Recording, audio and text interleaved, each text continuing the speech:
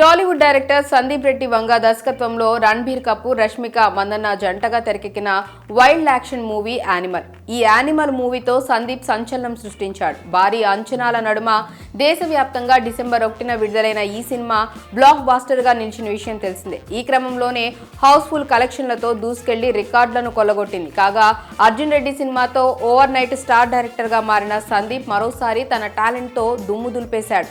ఇక ఈ సినిమాకు అటు తెలుగుతో పాటు హిందీలో కూడా మంచి రెస్పాన్స్ వచ్చింది. కాగా ఈ మూవీలో రణబీర్ యాక్షన్ కు ప్రేక్షకులు ఫిదా అయ్యారు.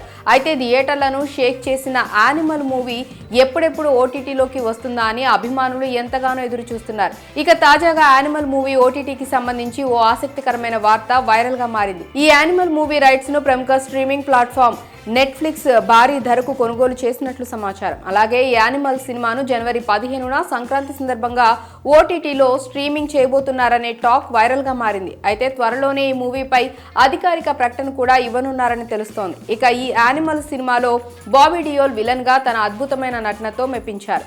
అలాగే అనిల్ కపూర్ కీలక పాత్రలో నటించారు. అయితే ఈ సినిమా థియేటర్లో విడుదలైనప్పుడు ప్రశంసలతో పాటు అనేక విమర్శలు కూడా గుప్పుమన్నాయి. కాగా 100 కోట్ల బడ్జెట్ తో తెరకెక్కిన ఈ సినిమా దాదాపు 887 కోట్లు కలెక్షన్స్ రాబట్టినట్లు ట్రేడ్ వర్గాలు చెబుతున్నాయి. థియేటర్స్ లో సంచలనం సృష్టించిన యానిమల్ మూవీ ఓటీటీలో ఎలాంటి రికార్డ్స్ క్రియేట్ చేస్తుందో చూడాలి. మరి సంక్రాంతి సందర్భంగా యానిమల్ మూవీ ఓటీటీలోకి రాబోతుందని వస్తున్న వార్తలపై మీ అభిప్రాయాలను కామెంట్స్ రూపంలో తెలియజేయండి.